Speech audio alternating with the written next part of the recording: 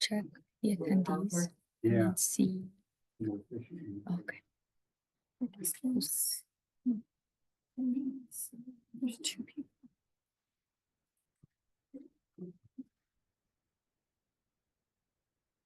And then. So I can see. Good evening, everyone. My name is Jared Souther. I'm the chair of the Ward 4 Neighborhood Advisory Board. I'd like to thank you for coming out tonight. I'd like to get started by having the Pledge of Allegiance. Kelly's offered to lead us through that. I pledge allegiance to the flag of the United States of America and to the republic for which it stands, one nation, under God, indivisible, with liberty and justice for all. Thank you, Kelly. All right. So at this time, we'll have call to order. Jennifer? Yes, Mr. Chair, Jared Souther, Present. John White, Present. Rebecca Flannery, Benjamin Johnson, not present at this time, Victoria Luck, not present at this time, and Kelly Orr. Present. Thank you. Mr. Chair, you have a quorum of the Ward 4 Neighborhood Advisory Board. Wonderful. We'll move to item A2 for public comment. If you'd like to do some introductory comments here. Members of the public may hear, observe, and provide public comment virtually by registering through the following link, which can be found on reno.gov/meetings.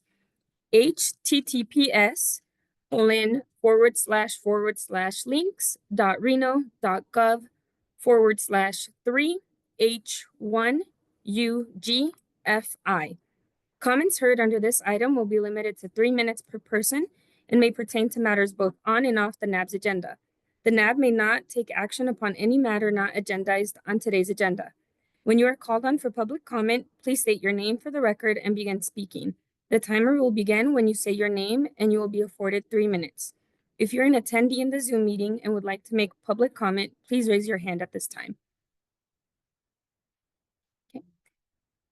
We do not have a public comment on Zoom, and we do not have any public comment here either. Stepping back to item A1, I'd like to acknowledge that our council member is here. I'd like to take a look at that and welcome. Thank you for being here. Item A3, approval for the agenda for tonight. Ms. Jennifer, you would like to make some adjustments here on one such. Thank you, Chair. I do have a couple of corrections to make to today's agenda. NAB member Kathleen Egan has resigned effective immediately. And we also have Ms. Kelly Orr here, and we will have another NAB member join us at the December agenda. Also on the agenda, you'll see that item B3 is listed, but it will not be heard today as the presenter had a conflict. And they will not be rescheduled because they will be going in front of the Planning Commission on December 5th. And that is all I have. Seeking a motion for approval for the agenda for tonight. Thank you, John. A second, please. Rebecca Flannery, a second. All in favor? Aye. All right. Approval for minutes for August 15th, October 17th. May I have a motion for approval for these minutes? Don't move, John White. Thank you. Second, Rebecca Flannery. Thank you. All in favor? Aye. Great. Awesome. At this point in time, I'd like to move forward with council liaison report. Item A5. Councilmember Ebert for the record. Some of you may have noticed we have Kelly Orr is new to the NAB. We also have Ernest, implementing his name right, Burdock, joining us in December. And we'll probably have a couple new appointments in the next couple of months as well. We typically don't have a NAB meeting in December because it's so close to Christmas, but this year we will have one because there's 3 developments that are coming through. So I just want to make sure everybody in the community gets an opportunity to hear the presentations, provide feedback, and so we are going to have a NAB. Another thing I'd like to share is I had a conversation with Ann Silver from Chamber of Commerce. And she is going to come to a future NAB and just to be available to the community, to listen to what kind of developments the residents would like to see out here, be it restaurant, shopping, whatever type of development you're interested in. And then she will work with the businesses that work with the Chamber of Commerce and try to bring those into the area. So just wanted to give that update. I don't know yet if it'll be December or January when she comes, but just want to put that out there on everybody's radar. We also are no longer going to be able to use this library for our NABs as of, is it January? Yes, that's Okay. correct. Due to the funding cuts to the library as a result of our last voting cycle. The library will no longer be able to host our NABs here. And since we do not have a City of Reno Community Center in our ward, I am currently looking for a new location to host our NABs. I am thinking that we might be able to have them at the Stead Airport. I don't know how y'all feel about using that space. If you give public comment, if you'd like to say yay or nay on that, or offer a suggestion where you think would be a good spot to have a NAB, I would really appreciate it. I just would like to have them consistently and, you know, in an area that's convenient for Ward 4 residents to get to. We also are having reviews of the Title 18 updates at the City of Reno. So those are different kind of codes and ordinances. There's a planning commission meeting going on tonight. I would be there, but for tonight, they happen to fall on the same day. I'm also the council liaison for the planning commission. So the staff at the City of Reno is working on potentially some new ordinances and some code cleanup and changes. So there's a staff presentation going up there tonight. If you have an interest in that, you can watch that meeting on YouTube. You know, after it's happened tonight, it's you know, of particular interest to me because it could affect some businesses and things like that. So something you might want to keep an eye on. Also too, I'm looking to get support from staff on potentially creating new noise ordinances or getting stricter on noise ordinances in residential areas that have been negatively impacted by distribution centers that have been built in those areas. Holiday schedule, did I say that? Yeah. I'm also going to have kind of a meet and greet December 1st at Copper Mesa Apartments in the community center. This will be my first one doing this, but I'm going to have an event like this. I'm going to try and do it the first Sunday of every month going forward for a couple hours on a Sunday, just to be available for constituents to come and speak with me about anything that they would like to speak about. It's not going to have an agenda. It's not going to be anything formal. And I'll also have resources there for how to contact Reno Direct, non-emergency lines, NDOT, RTC, Washoe County Services, you know, Reno Housing Authority, just kind of like an informative meet and greet session and just try and do those first Sunday of every month going forward. And then that location, I hope to change it every month so and convenient, you know, for everybody within the ward. And then the last update I have is I will be hosting a fundraiser on Black Friday, the day after Thanksgiving, downtown in Uncle Junkies. This fundraiser is to help the seniors in the city of Reno. I sponsor a cooking class for seniors at the Reno Elks Lodge. We have chefs come in, they do an instructional cooking class. They talk about, you know, where to buy groceries on a, you know, maybe a fixed income. And it's interactive with the seniors. And they create a new recipe for every class. And then once the class is over, Everyone eats the food that the chefs have cooked, and it's a socialization period, which is really something that is really important for our seniors, in Reno and everywhere, really. A lot of people kind of isolated after COVID and never really came back out again. So it's a cause that's really near and dear to my heart, but it's something that I need a little bit of help funding. So if you are interested and available to come to that fundraiser, it's from 2 to 4 p.m. at Uncle Junkies, and it's right before the tree lighting ceremony. So if you're going to go down there for the tree lighting ceremony, and just come an hour or so earlier to Uncle Junkies. It's right there. We'd love to have you. We're also doing a toy drive. So if you want to bring an unwrapped toy, we really appreciate it. So I think that is it. Thank you. Oh, also real quick too. If you do speak, you get 3 minutes and you have any questions or anything, ask me. We can meet after the meeting is over too, so that it doesn't eat into your 3 minutes. If there's something really specific you want to talk about, I just want to say the library staff stays late when they're in here. So if it's not something that everybody is affected by or wants to know about, if it's a really specific thing for you, we can talk after the meeting. We'll stay as late as we need outside to talk with people. So that's it. Thank you. Thank you so much. Item A6 for staff liaison report. Jennifer. So, Mr. Chair, Jennifer Alvarez, Community Liaison for the record. I do have a staff liaison report. So just some City of Reno updates. The North Valley's Public Art Survey, its deadline will be December 8th. Just like Councilmember Ebert announced, the Christmas Tree Lighting Festival will be on Friday, November 29th.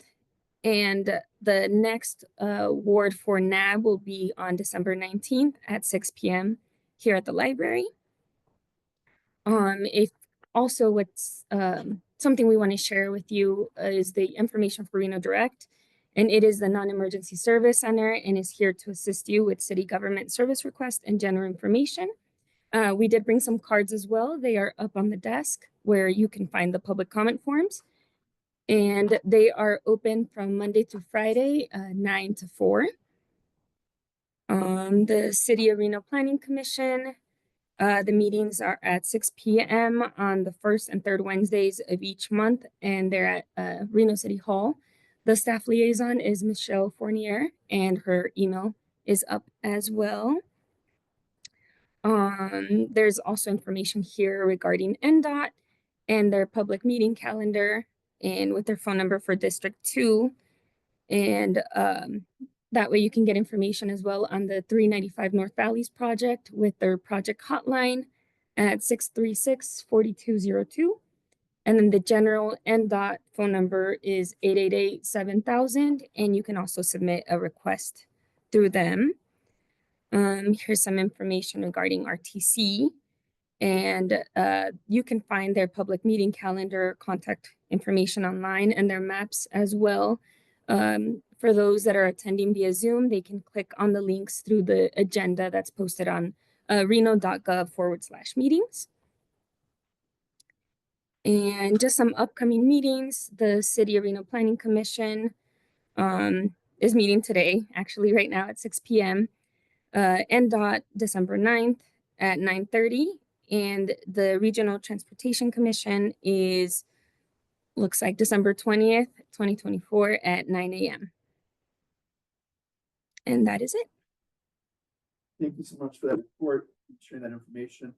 We'll move into development reports, projects, and item B1 for advanced purified water facility in American Flat. There was water authority here. And others? No. Great. How would you like me to? Where do I stand? Wherever you'd like to feel comfortable. Stand this way, kind of that way. Okay.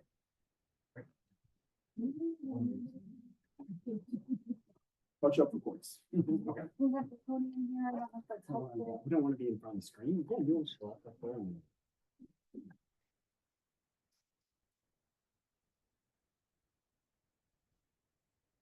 Well, good evening. thank you so much for allowing us to be here. So my name is Joe Coudrier. I work with the City of Reno.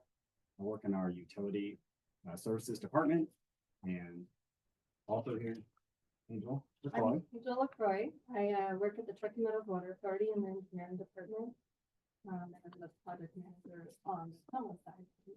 Yeah, so tonight we're going to be giving a presentation on the One Water Nevada Advanced Purified Water Facility project at American Flat for the Ward 4 NAV. So thank you, members of the NAV Council, for having us. I also just wanted to let folks know there's some other folks from our utilities that are here. So Dave Beagle, Shelley, engineering manager, and works on permitting, and then Dustin Waters, he's our assistant director of utility services. I'm Robert Charpentier. He's a PIO officer for. Gotta get your title correct on that for the water. So this project is a partnership between the city of Reno and Tama, and we're really excited about this project. So we love talking about this. We present all the time, and so I'm just glad to be here tonight. So this project partnership goes back. We started working together very specifically on components of the project in 2016. Together, Reno and Tama. But this project, the city of Reno had been working on this project since back in 2005. So there's a lot of history. Now with that, next slide, please. So these are sort of the project components. I just want to point these out. So we're here at the Ward 4 NAV tonight. This project will be heard by the City of Reno Planning Commission on December 5th.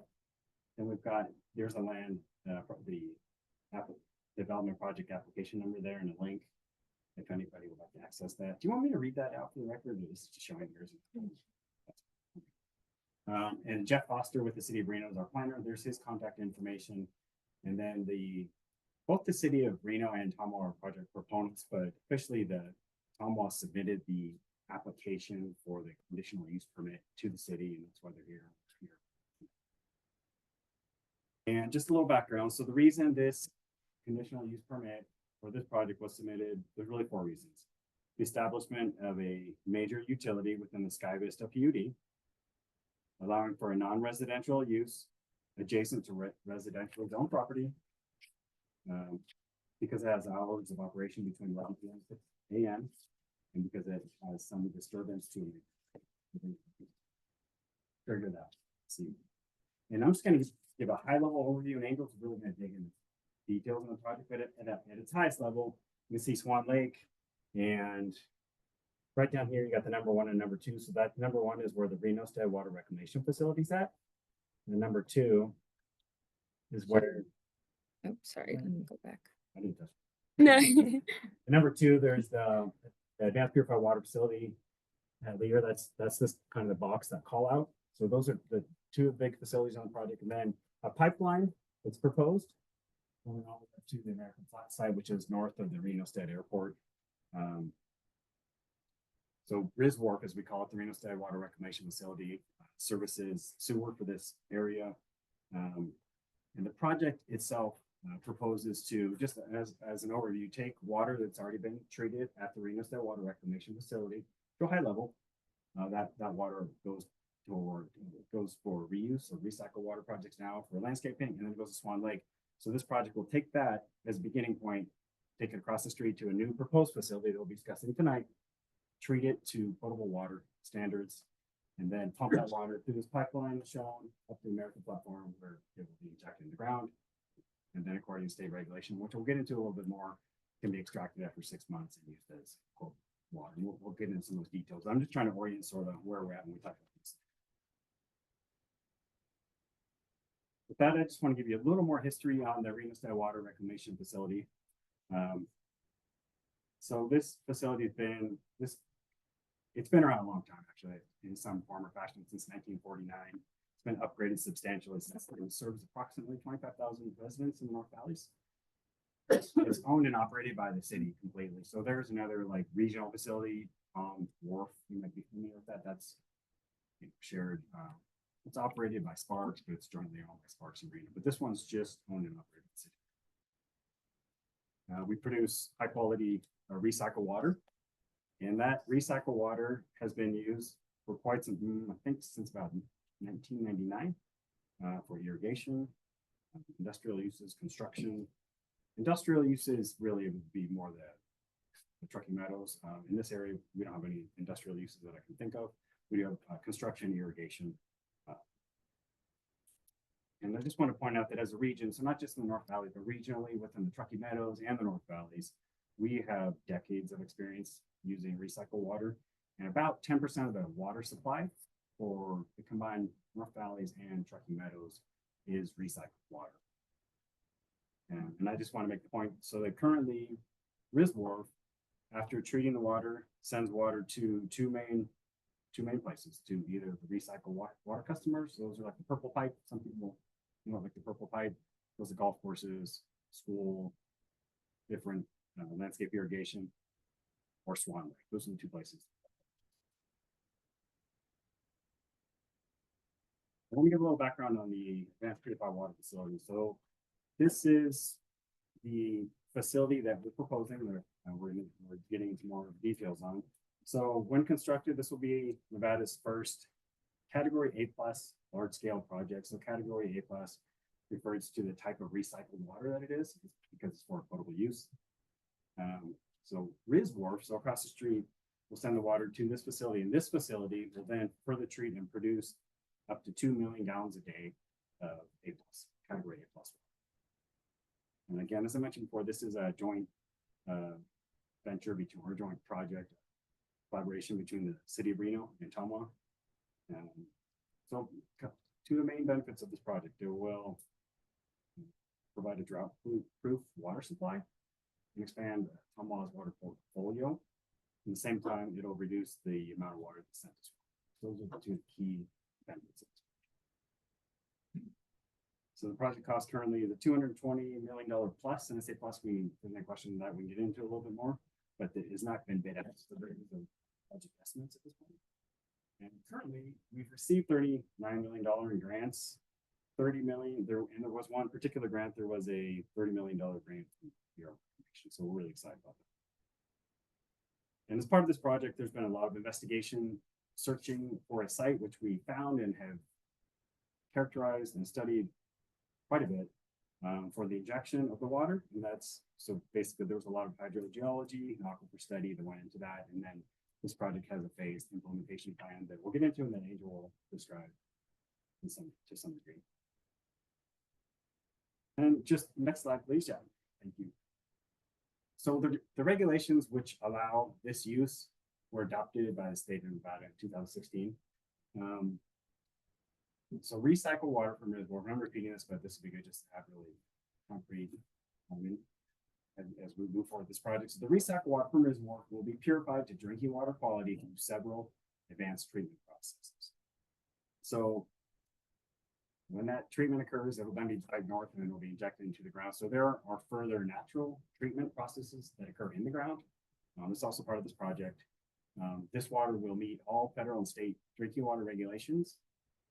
And we have an extensive effort for looking at unregulated constituents for monitoring. So that includes PFAS, so per and polyfluoroalkyl substances. You probably heard the word PFAS, that's what that is. Also includes pharmaceuticals and personal care products. So when I say that, those will be part of the constituents that are removed through the advanced treatment process. So this is very common throughout the US, and we're going to show a slide just on the next sheet, but before we get there, just want to say this is safe, reliable, and sustainable, and this project has added environmental benefits. If you go to the next slide, please. This is just a slide to just give you a snapshot that we're definitely not the only folks doing this. There are advanced purified water programs and demonstrations going on all over. In fact, there are many more than not shown on this map yet, but this, you can see there are a lot in West Coast, Southern United States, Florida. Just wanted to kind of point that out. And with that, I'm going to turn it over to Angel to go into a lot of detail on the project. Thanks, Joe. So yeah, this project kind of comes full circle for me. I actually grew up in London Valley off of Fleetwood Drive, so this was my library. So here I am as an engineer all grown up, continuing work out here. So it's great. As Joe was describing down here, it's a little hard to see because of the screen thing, but this number 1 here on the bottom is the RisWharf facility. We are doing some treatment improvements to that treatment plant. As part of this project, we're gonna be implementing a CF DAF. That's a coagulation, flocculation, dissolved air flotation treatment process that's going to further remove some of the particulate constituents, as well as organic carbon will be reduced through that. So we're gonna make the water quality even better than it is now, and it's already pretty great. Then it's gonna shoot across the street to our new advanced purified water facility. That's at the corner of Lear and Military. And there's a multi-barrier treatment process that's gonna take place there. Multiple steps to ensure that the water quality coming out of that is of drinking water quality standards. Then this pipeline shown here on the map takes it all the way up to the aquifer where it gets injected into the ground. As Joe mentioned, there's a 6-month minimum travel time. Ours is actually 6 years. So between the time it's injected and then it's pulled back out for potable use, there's like a 6-year travel time in the aquifer. And then it's gonna ultimately connect to the Tonawah Stead well system right there, as shown at number 6. Yeah, so that's the project overview. Next slide, please. And I get to show you some fun pictures.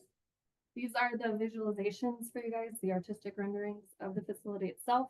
This is looking at it from the Lear side. So here's the treatment plant, the main treatment plant across the street of Risworth. There's going to be a multi-use path that goes all the way around the facility with a lot of trees planted, nice walking area for the communities. That's an added benefit. And then if you go to the next slide, this is that same view at the 15-year mark. So you can see those trees are even bigger, and we're kind of sheltering the building itself, but it's a pretty welcoming space. On that front, there's actually an educational center as well, because this is the first project of its kind. We want to make sure that the community can come in and learn about what we're doing inside. So that's an added feature on the treatment plant. Next slide. Okay. This is on the back side looking from across Horse Creek at the facility itself. This is the transfer pump station that's taking the treated effluent over to inject into the treatment process. So it's pulling it across. And then Horse Creek is getting a bridge, a pedestrian bridge that's going to come across. So you can see a biker there. That path is going to go all the way around the facility. That's at the year 1, and this is the year 15. You can see lots of shielding from the trees. These are just some night renderings. We are trying to minimize the light disturbance. So we're only going to have the lights on for maintenance reasons when they need to be on. Otherwise, there's just going to be very minimal lighting for safety reasons. And this is year 1 and then year 15. Okay, next slide. And this is the side across again, looking across Horse Creek from the residents' perspective. And I know that is year 1 and then year 15, the night views. You can see lots of trees there to show the lights. And that's, oh, this is the project schedule to wrap up the slides. We're in design right now. About fall of next year, we'll be wrapping that up and heading into construction. And you can see this is a multi-year approach here that we've got a phased implementation worked out with NDEP on when to inject the water, when to extract it, and a whole bunch of water quality testing that's going to take place in between. And with that, I guess we'll go back to the first, well, you can go forward one. And then we're just going full circle. Awesome. Thank you for this presentation. Open up any questions from the board. Go ahead, Kelly. Kelly Orr for the record. My question is just kind of placement. It shows where it is, but you're saying Horse Creek, there's a cut. So it's, if I'm not mistaken, Lear, Military, Lear, Homes, the plant is, are you putting it right with the homes right here? Or is it across the street where the water facility is already on that hill? The reason I say it, because Horse Creek is actually a street I live on. And that is not accurate. So that's, so, so One more? maybe. So this, like, where's Yeah, the, let me see. I'm so sorry. Where the main road, Essentially, if you orient yourself, here's military and here's the cross section of here. This Mhm. is looking from up. There are a few houses along the back, and Horse Creek is just a creek that's coming. through. Correct. Yeah. So the streets are actually Lear and military. Okay, yeah, right, so, but is it on, yeah, I'll point out the streets in this one. So Thank this might be confusing, but this right here is a creek called Horse Creek. Yep. You're familiar with actually Horse itself, that's called Horse Creek? Yep. Okay. So that's the creek. So this is Lear right here. okay, and the homes are, This is, sorry, I'm standing in front of the screen now. no, This- you're fine. This is military. So military and Lear will come together. The intersection of military and Lear is directly behind the building. So this is the neighborhood. Looking north. East. So that's military and that's Lear. This is military. So it this is is on Lear. where the houses are. It's right, This so is- right, So this perspective is virtually from The standing in front of the second fence. story. Yeah, the second story windows. Of this house.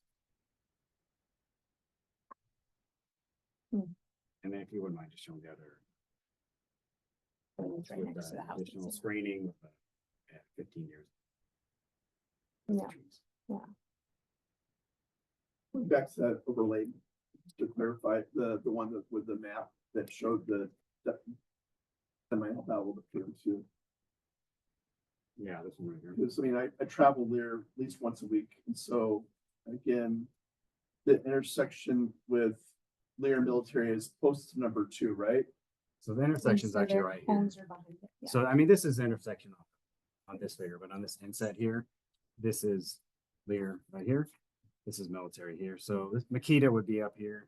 There's some warehouses across the street currently. This is where the water reclamation facility is currently. And this is the proposed advanced purified water facility, but the intersection's right where I got my pen right here. Thank you. And so my next question for Kelly, for the record, is since you are putting it backing it up right up against homes, because that's what is below that on the Horse Creek is homes. And we're doing the military expansion road. I see the timeline is probably gonna allow for that expansion to happen on military. But You wonder the I just think, what made you guys choose that location and not next to the treatment center on the other side of the street? What was so nice about that corner lot besides it being natural? side, so there was nothing there. Right. It's also separate from the water reclamation facility, which makes it really nice, both for the purposes of a new facility being separate and operated by Tomwa, which this facility will be operated by the Water Authority. And also,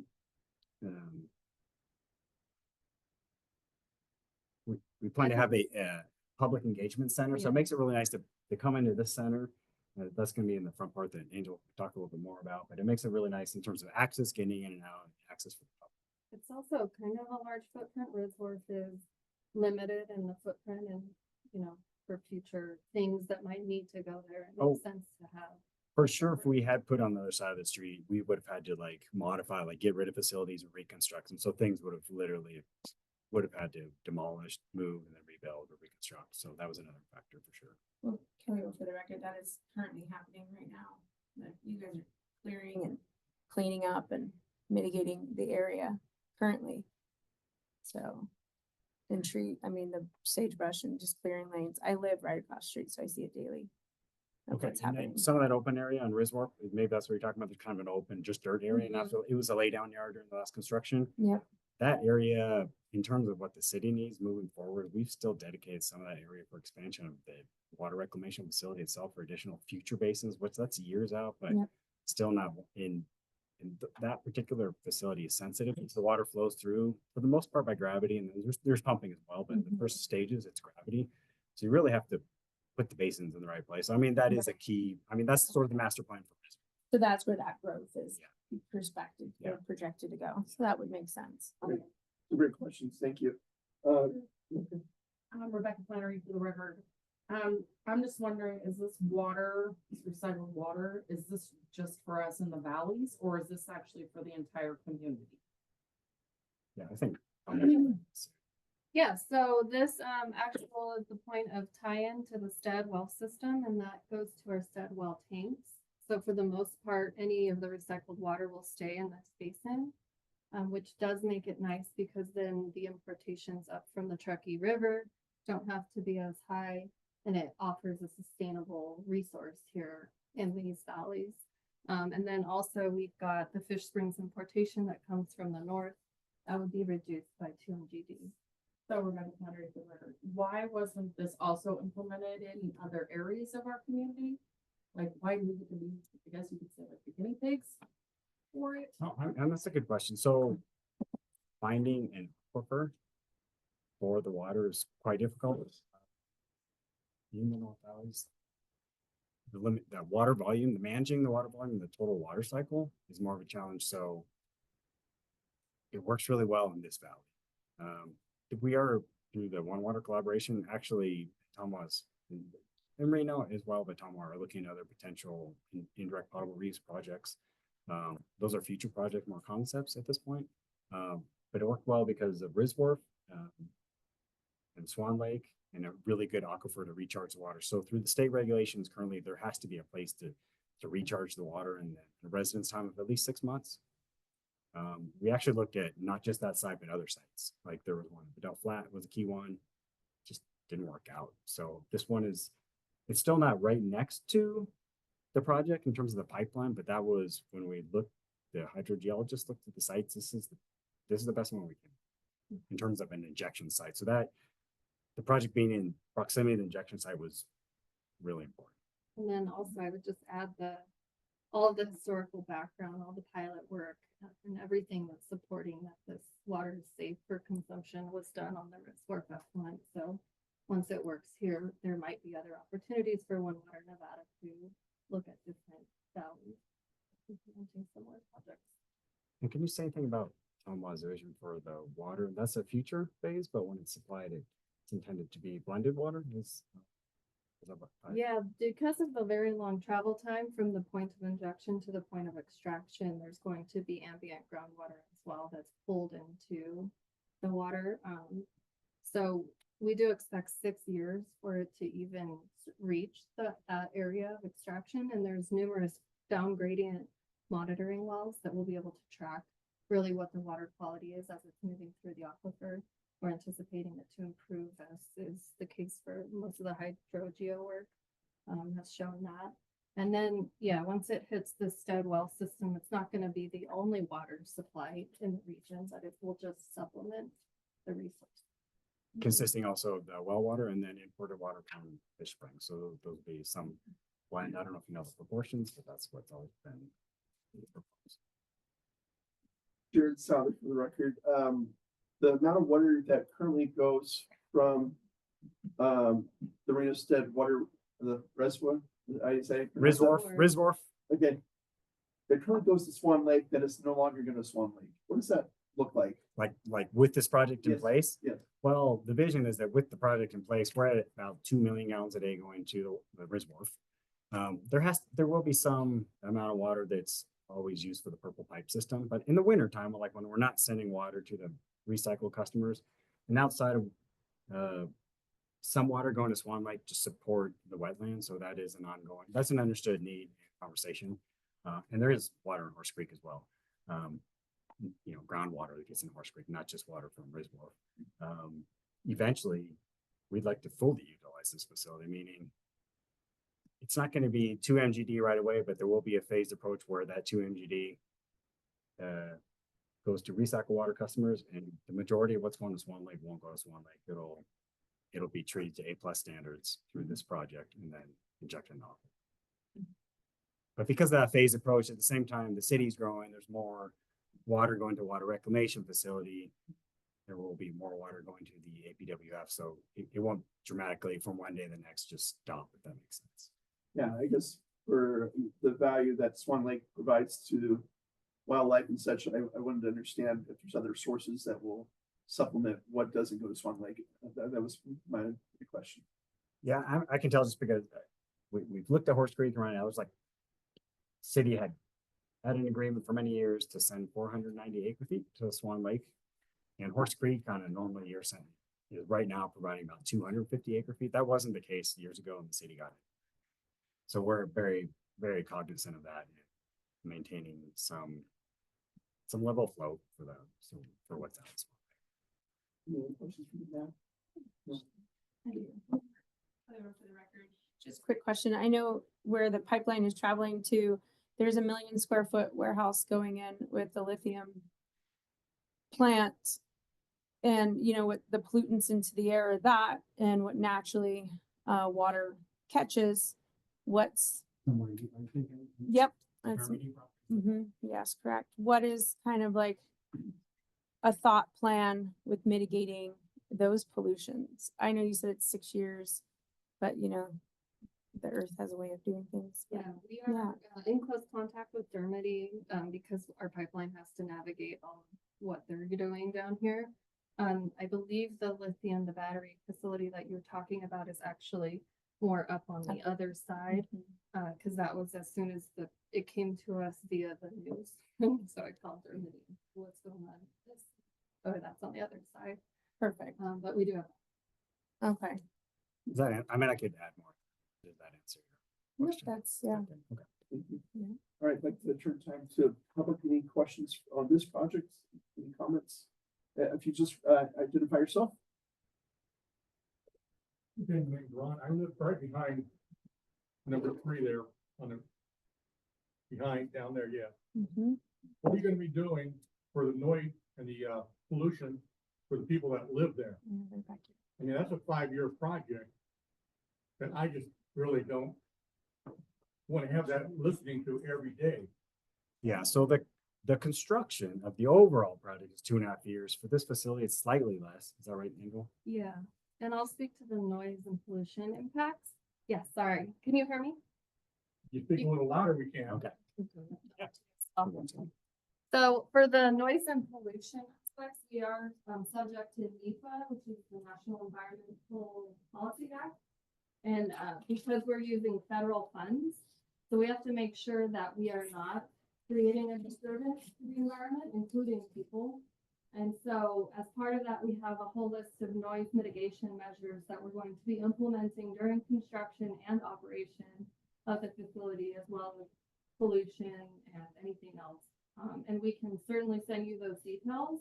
It's a very informative list of all of the mitigation measures that we're gonna have to be implementing. But if you give me your contact information, I can send that over. It's literally. Yeah, and the permit application itself also addresses specifically the noise level and decibels in that operation of the facility. And it's good to mention that that facility, while it is a 24-hour day facility, you won't have things coming in and out of the facility. Everything's happening primarily inside the building, so any deliveries, which are pretty infrequent anyway, will happen. What about the sound coming out of the buildings there at night and stuff? Yeah.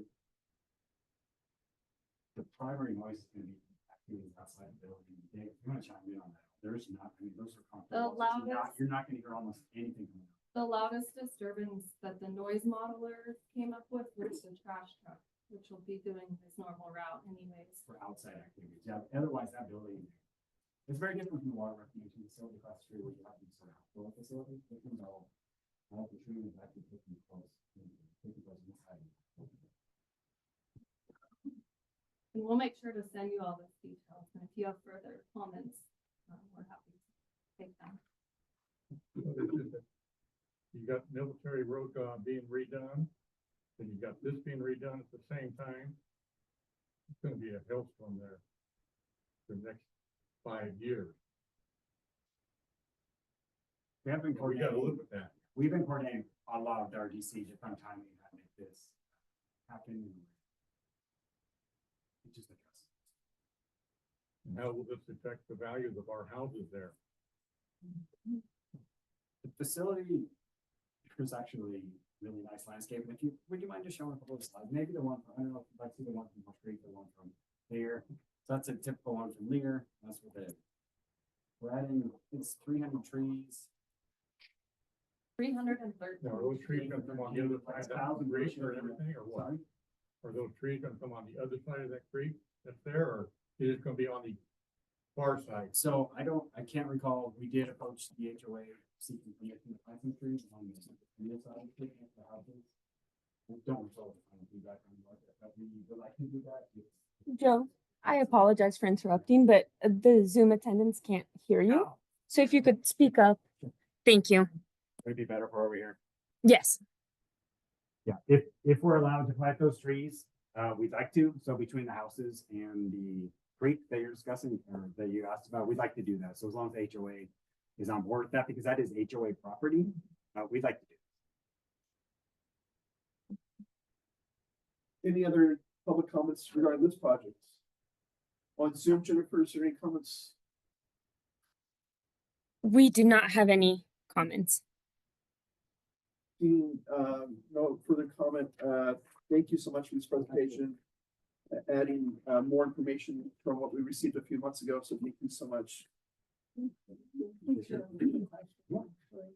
So what type of activity will be happening in the building? I understand that the water will be injected and they're flat. So the first treatment process is an ozone contactor. So this tank here actually has oxygen in it and it gets converted to ozone. And that goes into the water and starts to break down into the toxic constituents that are in the water. Following that, it goes into what we call biological activated carbon filter. So there's bacteria present in that filter that breaks down those compounds and consume them, treating the water again.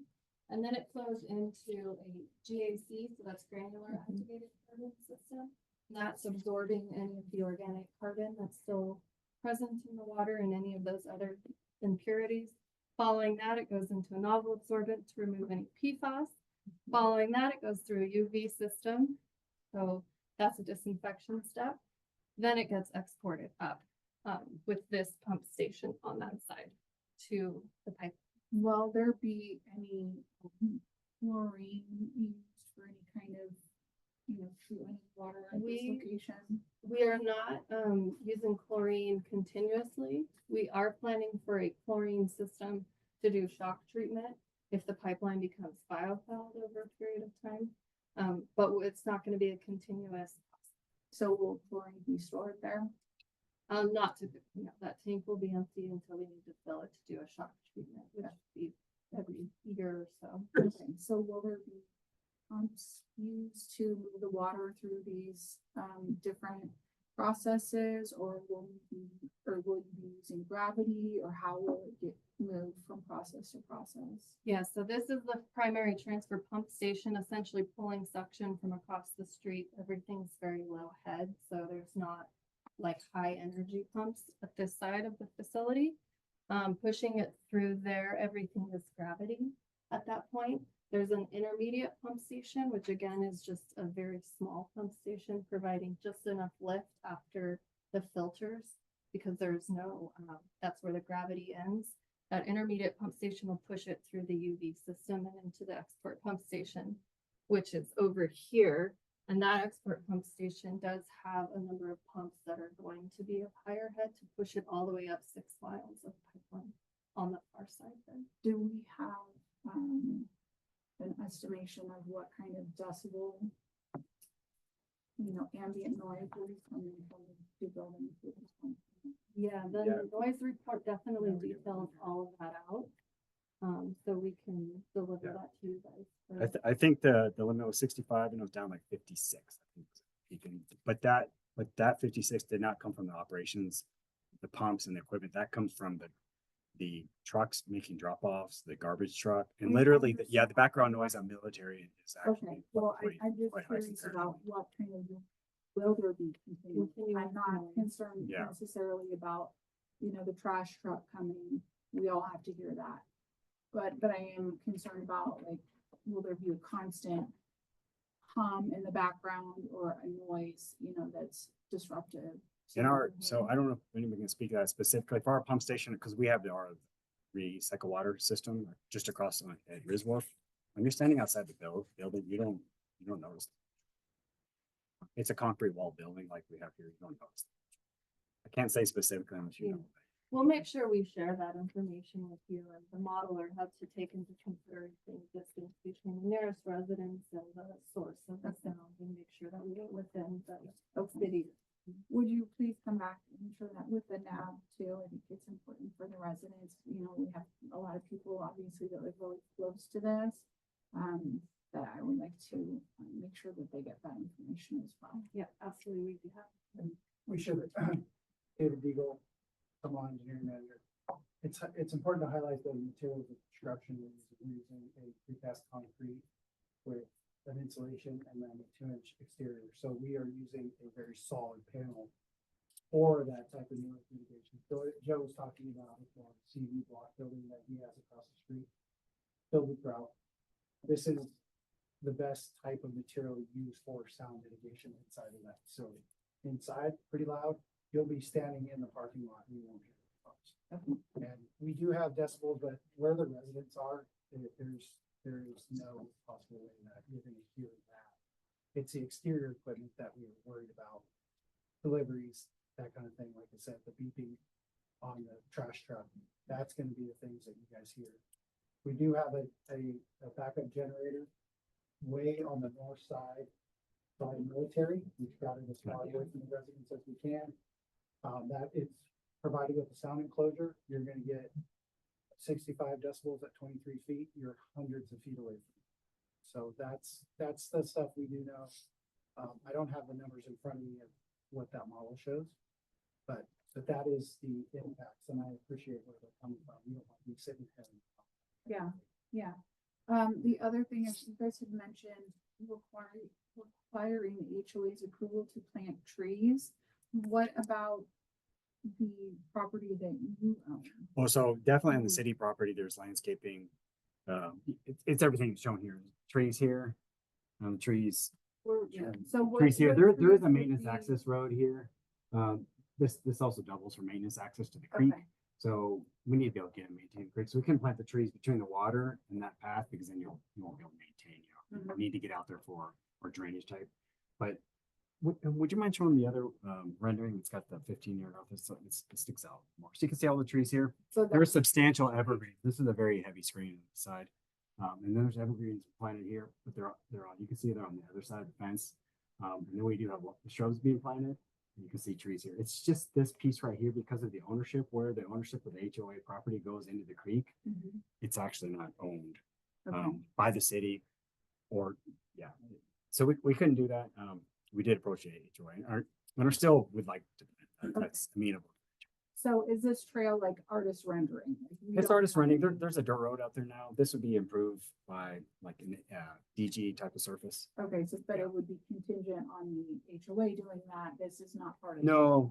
This all of the path, the bridge, as long as there is the ability, the agreement by the HOA for the bridge, because there was a little piece of HOA property. If they're agreeable to it, we'd like to put it in. Okay, And then there's already a path on the other side, which is really for access to the sanitary sewer and the creek itself. There's a drainage easement. There's also the sanitary sewer easement. So basically, vehicles can now access the site along this path and can now access the site here.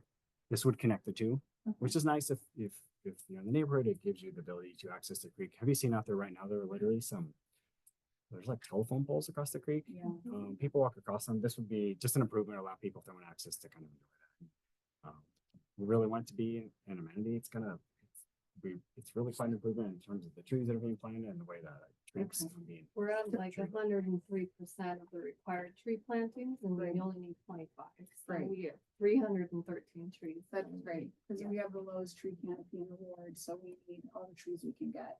So just to make sure that I'm understanding, the bridge will be put in. The bridge will be put in as long as we're able to get the easement from the HOA. So the HOA, if the HOA is good with it, we want to put it, we're And you committed to are putting it on this project. consistent.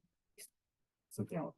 They Like, were tell me concerned what about, the cost. yes, they were concerned about additional trees that we were proposing on part of the creek, Okay. because they're gonna have to maintain that. They're Got gonna it. use their budget to maintain that every year. Understood. And we said, well, let's build more trees on our side.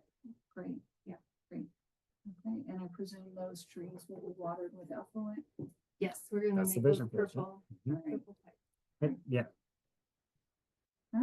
Thank How you. how many persons this site again? 4.6. Thank you. Exactly. Jared Salvage for that. All right. All right. I think that answers all of our questions at this time. I know you'll be back again, maybe with an update down the road, but thank you for all you're doing.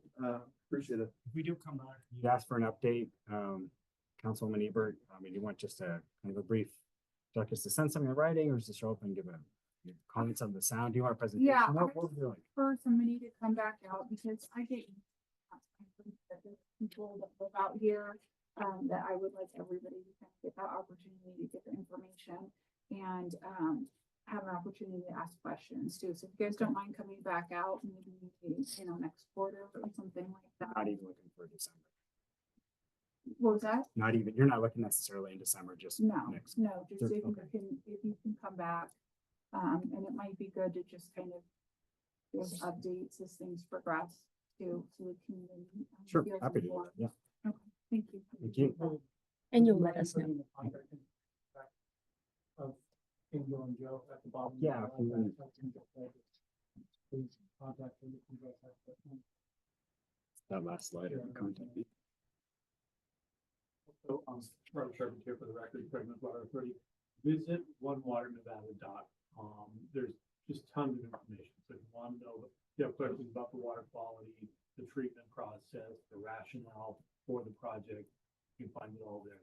Tons of information. And it's also contact information where you can reach out to people again. Thank you, Thank appreciate it. Thank you so much. All right, at this time, we are on item B2, which is the Web Data Center. I'd invite those to come up and present.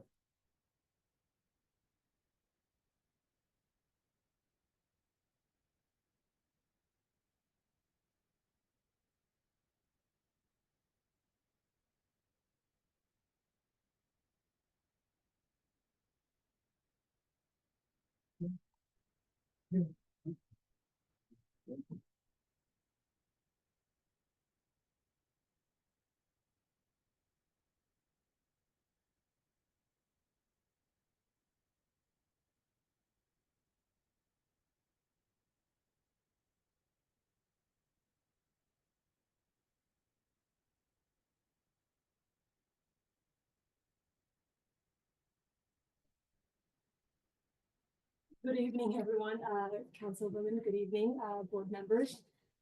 We're gonna be presenting a conditional use permit for a data center. This is coming to Ward 4 NAB meeting for tonight, and then it's gonna go to City of Reno Planning Commission on December 5th, 6 p.m. I did not put the project number here, but it's LDC 25-0014. So we're asking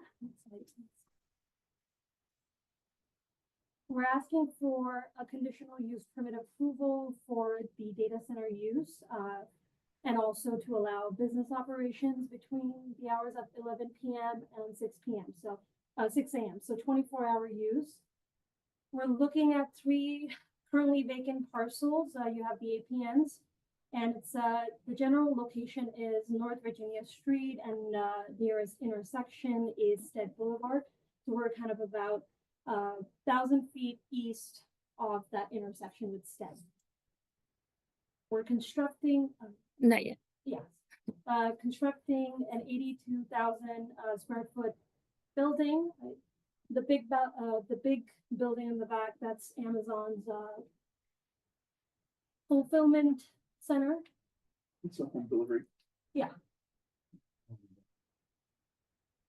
And scattered all throughout, it's basically industrial use for east, the west, as well. And then across, you have industrial use as well. Next slide. So the data center use, it's a new term. It was not defined in the City of Reno's code until beginning of this year. It was done through an administrative decision from an ABN 24-00020. I have a copy of this if anybody would like to see this in detail. But basically it was determined that it's a very substantially similar use from a code perspective, to a warehouse without an office use.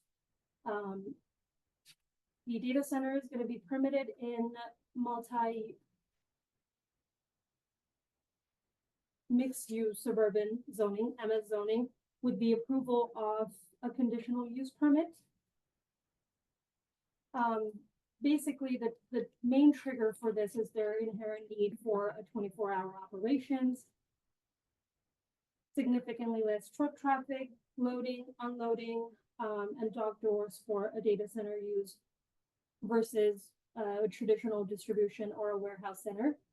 The parking requirement as defined by this administrative decision for a data center, same as a warehouse, which is one parking space per 3,300 square feet of building area. So all three of the parcels are zoned mixed use suburban, and the entire area is zoned for industrial use per the City of Reno master plan. So this is an overview of the site plan. We have a couple of areas that are highlighted in different colors, just to give you an idea of operations. We have 10-foot high chiller yards, and then north and south.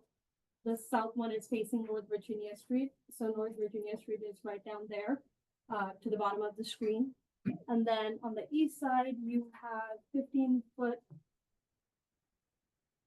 not 15-foot, 28-foot, generator yard. And then the entire building is kind of divided into three sections. You have a little bit of office space next to the parking lot, and then actual operations with power management. And it's gonna have fencing all across, but the fence is gonna cut through right where the parking lot is, so the parking lot's accessible. And we're only proposing one point of access onto North Virginia Street, and this is gonna be the only entrance. And the fence is along North Virginia. It's gonna be a 15-foot fence. This is the landscaping plan. As you can see, we have very good landscaping throughout the site with double rows of trees screening along North Virginia.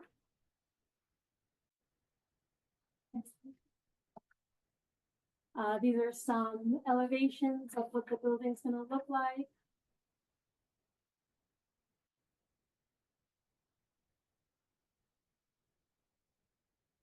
And then we have some sightline study, basically what's gonna be visible from North Virginia Street when you look towards the building. As you can see, the double row of trees is gonna screen not just the chiller yards, but also the generator yard, which is the bottom exhibit, the back building. And that's a small exhibit of what the fencing is gonna look like. I'll have vision slats. So traffic is low compared to other distribution centers. We're generating about 81 total, which is lower threshold, and that we did a trip generation, it would not trigger a full-blown traffic study. Next slide. Just an overview of the general findings. The design of the site and the building is code compliant, not just with the City of Reno code, but also the master plan designation of industrial zoning. Truck arrivals and departures, all kinds of truck movements will be limited to only between the hours of 6 a.m. to 11 p.m. So the overnight operations is basically the employees, which is also very limited, and, very limited on-site movement. The project proposes one full access driveway, which we discussed, and then the 15-foot screening, along Lower Virginia. I'll open the floor for any questions you might have. I also have the project engineer with me here to answer any design-related questions. Thank you very much. Anyone? Yes. John White for the record. So, NV Energy can't supply enough power to you, so you have to generate your own power. Is this like a small server farm, or what are you talking about data? Is it physical or electronic? And if you have generators, what source of fuel are they using to run the generator? So I'll let, the project engineer talk on that a little more. Sean Tubman for the record. So the intent of the generators is not for continued use. There's an ongoing project that they're coordinating with NV Energy to supply power to this facility from down the road, on the west side of Stead. And they're working on that kind of separately with NV Energy, to get the power to the site. The generators will only be used intermittently for power failures and occasional maintenance. It'll be very intermittent. They should still be running off of NV Energy power potentially, but they would be gas power, diesel powered, basically in a failure condition. And Emergency generator. yeah, they're backup. On average basis, they'll have power. The data servers inside are just that. They're servers storing stuff. They're not doing a whole lot of anything other than sitting in there. Huh. Does that answer those questions? Yeah, I wasn't sure where you're talking around things, but wasn't sure what kind of server farm, this kind of server farm, a small one. For data storage, they're not farming anything so much as providing capacity for data storage. Then how do you get the data to the source? Is that the AT&T bringing in more lines, or do you have to have more connections? Fiber optic or something, or is that They'll have connection to the existing facilities in the area, but that's it. nothing extra? That's standard. The power is the big one that they're bringing. Jared Salvage for the record. So sorry. I guess my question was going back to the landscaping design for, I guess, stormwater retention basins. Is there something planned on the site? So I'll let Sean answer that as well. On top for the record. So there's likely going to be all underground stormwater storage on the site.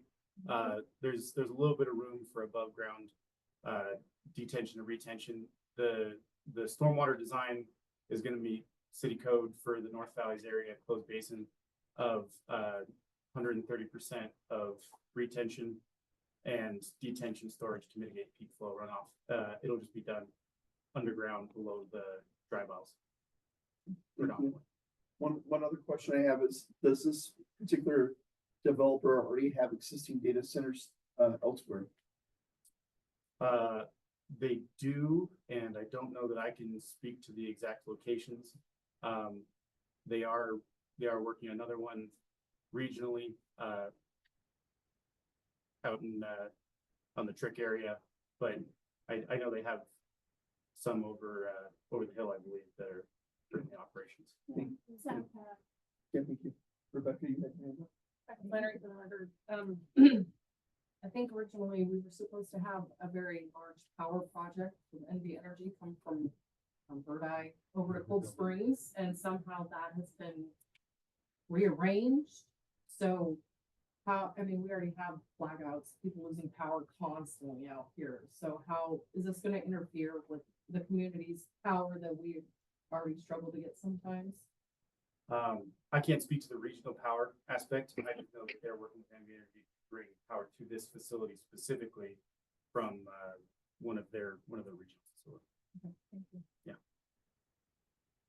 Any questions? Okay, seeing. Yeah, sorry. Councilmember Ebert for the record. Do you have a, tenant already in place for this? Standing to this point. They don't typically have a specific tenant lined up. They do these kind of speculatively and when they start moving, they basically get a tenant, a Okay. specific tenant. Okay, so this is like build it and they will come kind of thing, okay. At Okay, this point. so has any other consideration been given to this location for development? Any other type of project? I believe the board has seen a couple different developments come up for this specific location.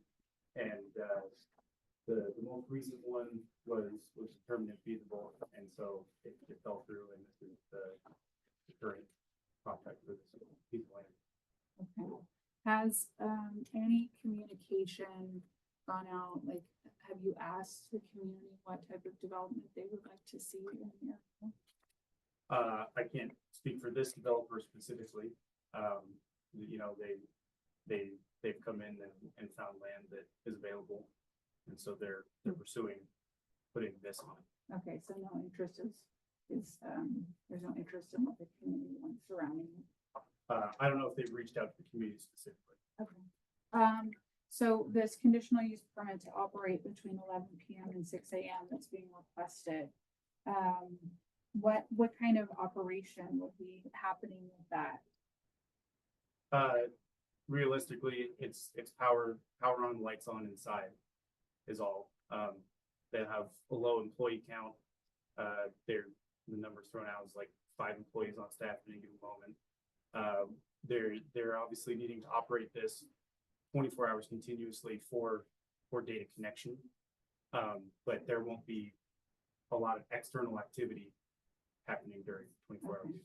Okay, so this is a very large footprint for maybe like 5 employees. Yeah. Correct? Yeah. Okay, so that's a lot of square footage for not a lot of jobs. And not having a person that wants to use this space, once a conditional use permit is granted to operate 24/7, are there any assurances that this will not become some other use that has more, let's just call it noisy hours of or noisy business between 11 PM and 6 AM? I think this is a very specific use, actually. I think it would take a lot if this is if this moves forward as a data center. I think it'd be very difficult. It would be an entirely different use to repurpose this location for something else with all the specialty equipment they have and their specific needs. Thank you. I'd like to turn time then to the public. Any public comment at this time? I see a hand raised on Zoom. Like to move to Zoom.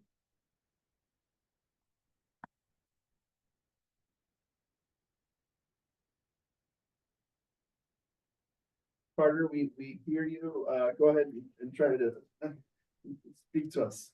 Yes, absolutely. I'm Carter Williams, Associate Planner for the record.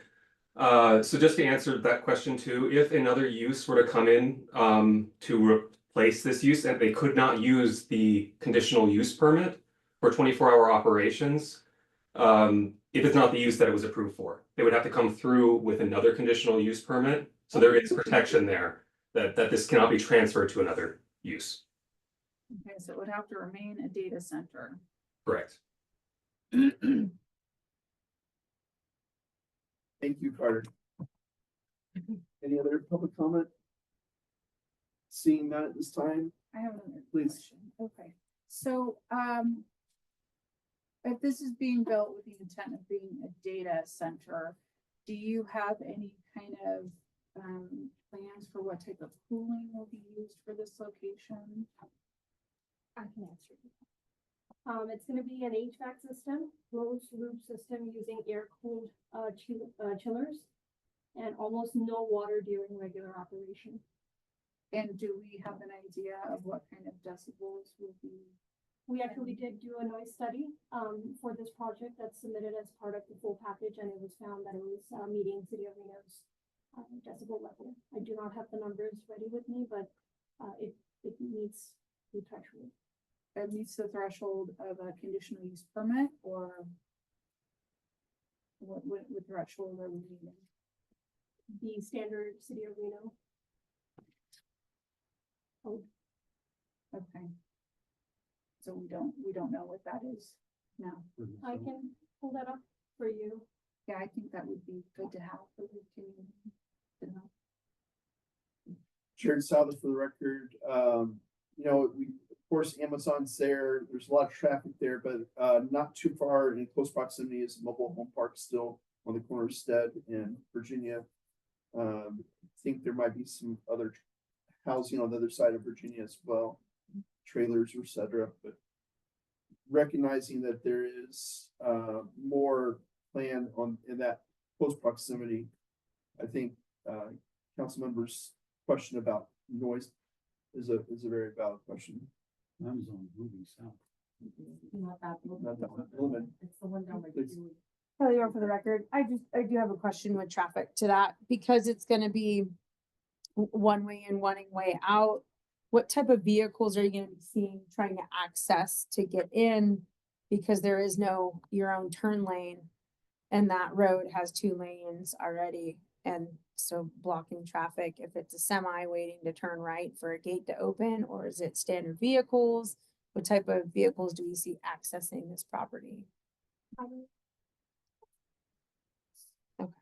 You would have occasional deliveries, but primarily, just your standard vehicles.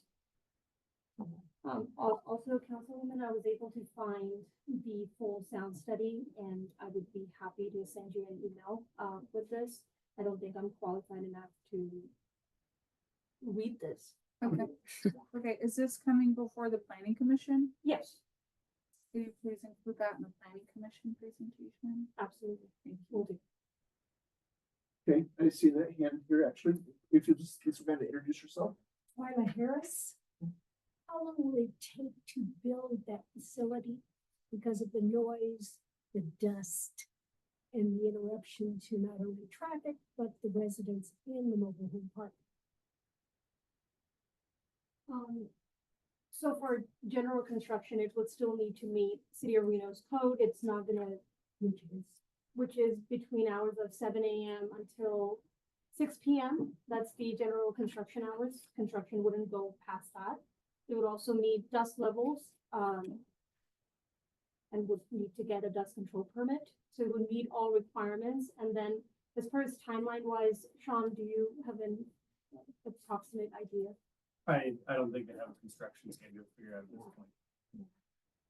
We minimize that, pop up, and I just want to ask that question of where's the gated entry gonna be at in relation to the street? How much space is there for a truck?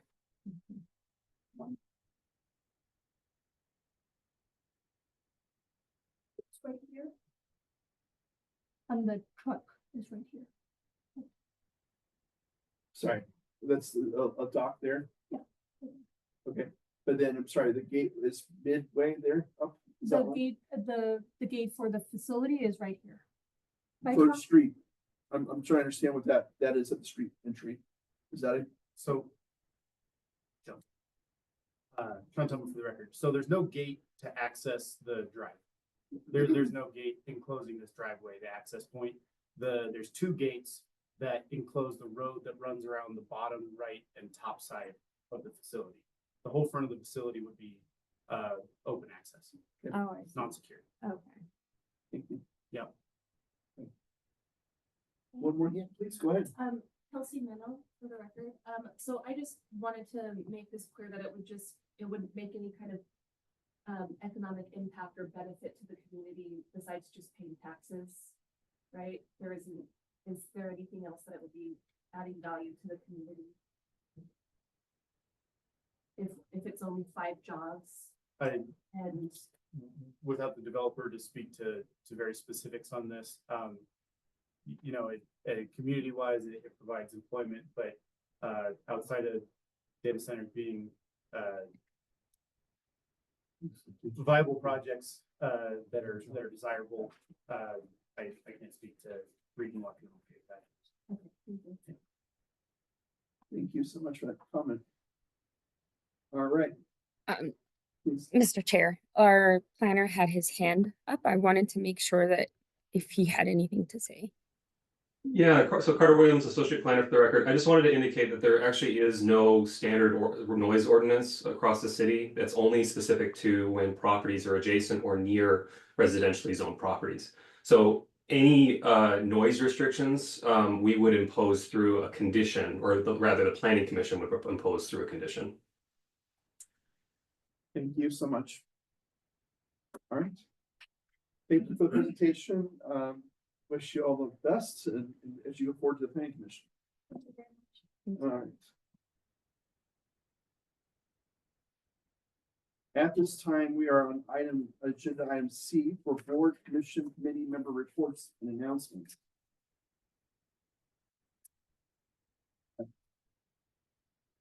Seeing none, I'd like to move into agenda item D for future agenda items.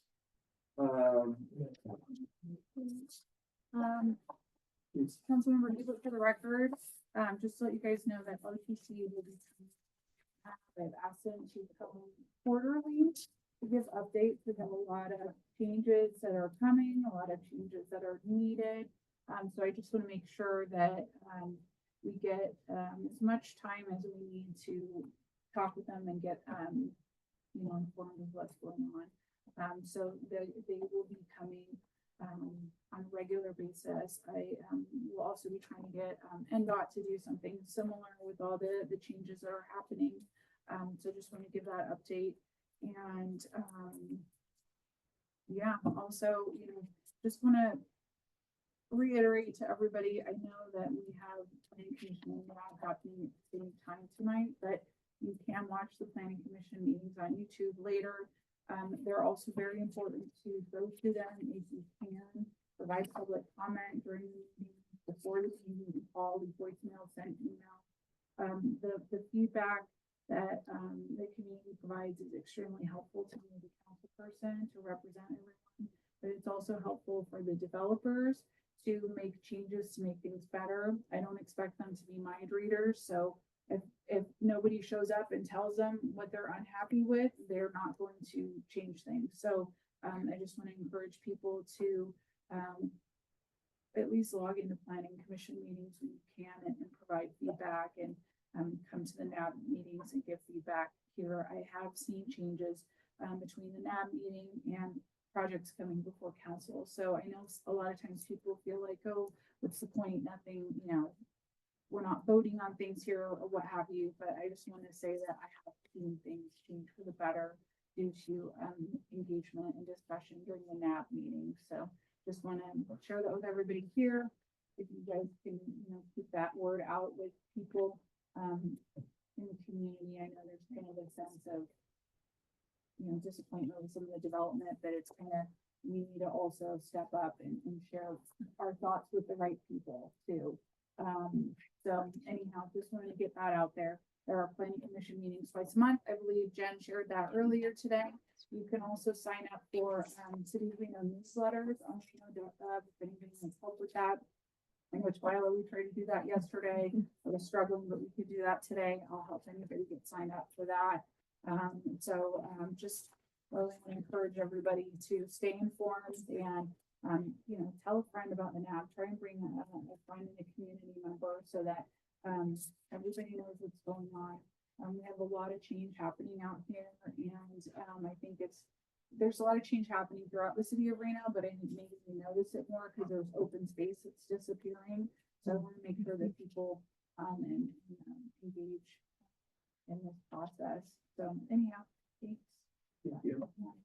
I was looking at the RTC report from the last agenda, and they were talking about the project. Now they're looking at widening Moya from Red Rock to Echo, which tells me that they're already looking at pipeline for the new, battery factory and how they're gonna get people in and out of Stead. And, NDOT's been talking about improvements at the Red Rock interchange, but when will that happen and how soon compared to the project itself? I just wanted to bring that thought up of, Yeah.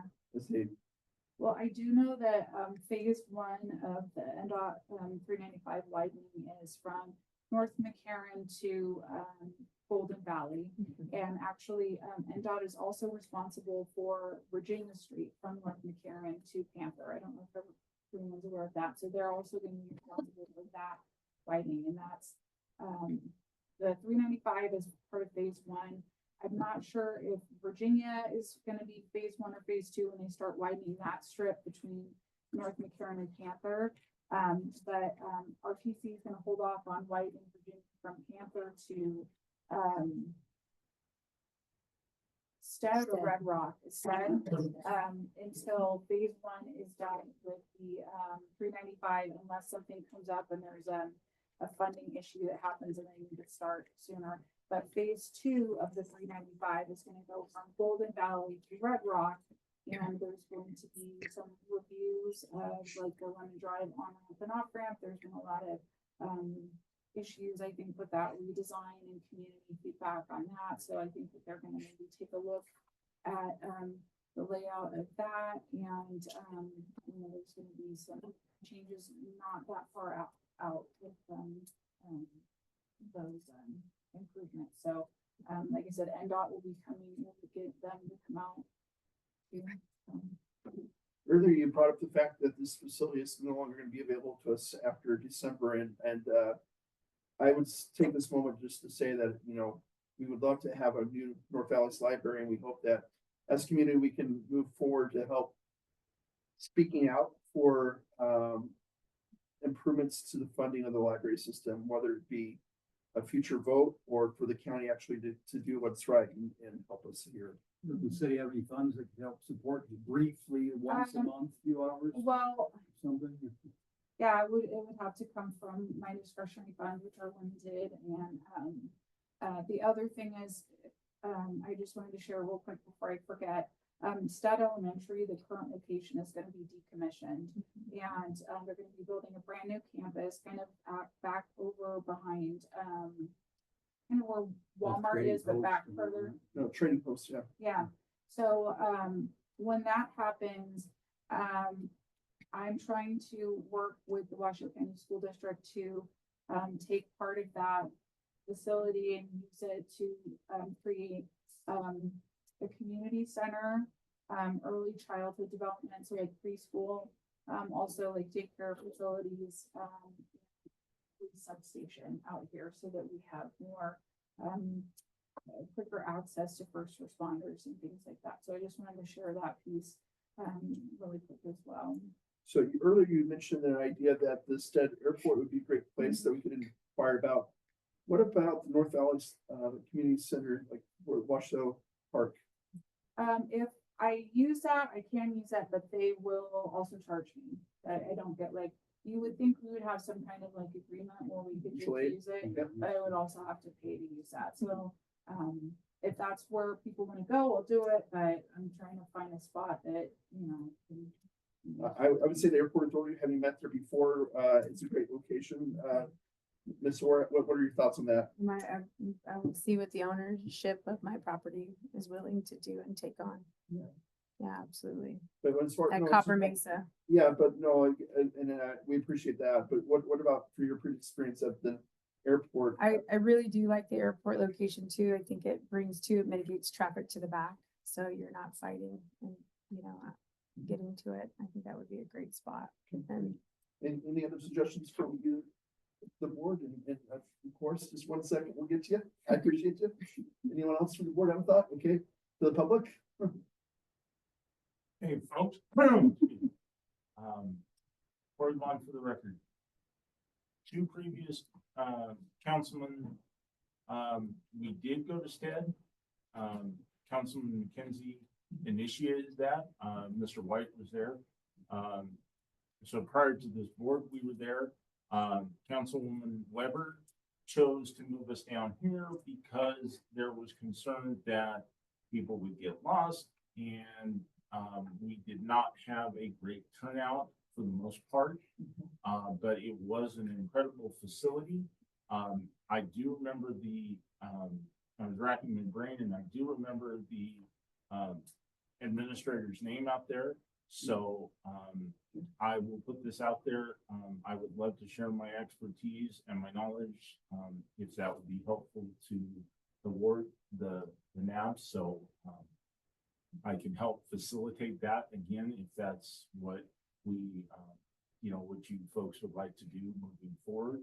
The other thing is one month we had to meet at the community center at the regional park, out next to the water fountains that were out there. Yes. And we did it for 1 month. It was a nice facility.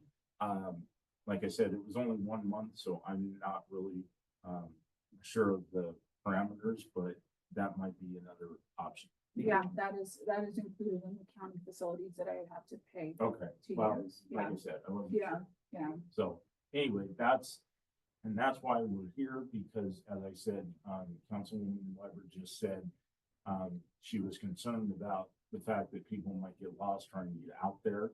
And so she wanted something more central, and subsequently that is why we are here now. Thank you.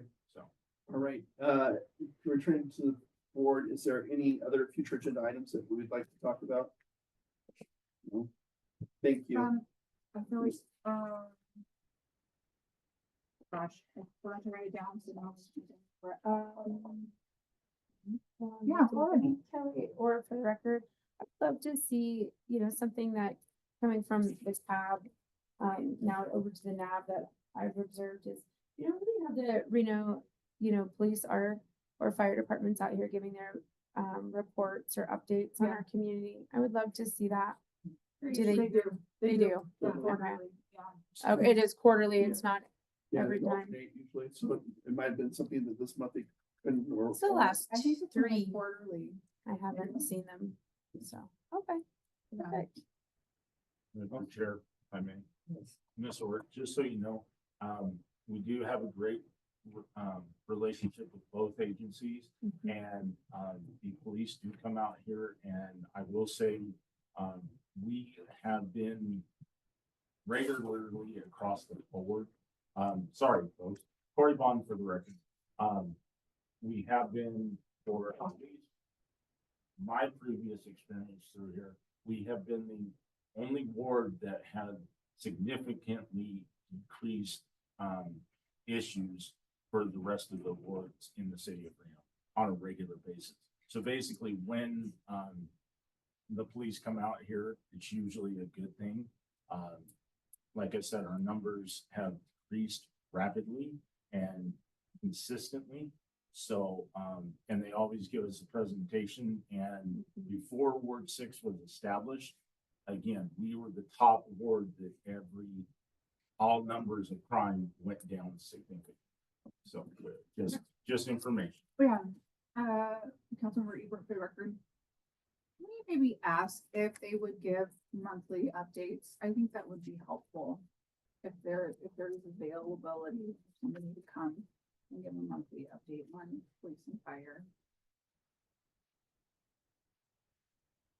And also, just to share real quick, I took a tour today with the city manager just to kind of share with her some of the pain points that we have out here with different things and some of the eyesores and dumping and things like that.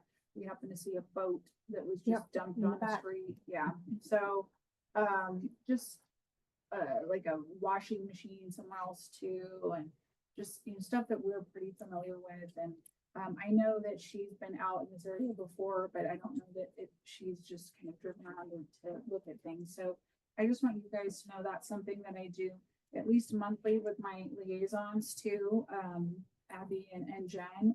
And I also do myself, just go around and take pictures and submit things to Reno Direct to get things cleaned up. But our city manager came out today to just kind of look at what's going on. So I'm hopeful that we'll see some changes, particularly on Moya, soon with, just kind of the way the area is turned into, a parking lot for, Truck trailers. yeah, exactly. So hopefully we'll see some changes coming there.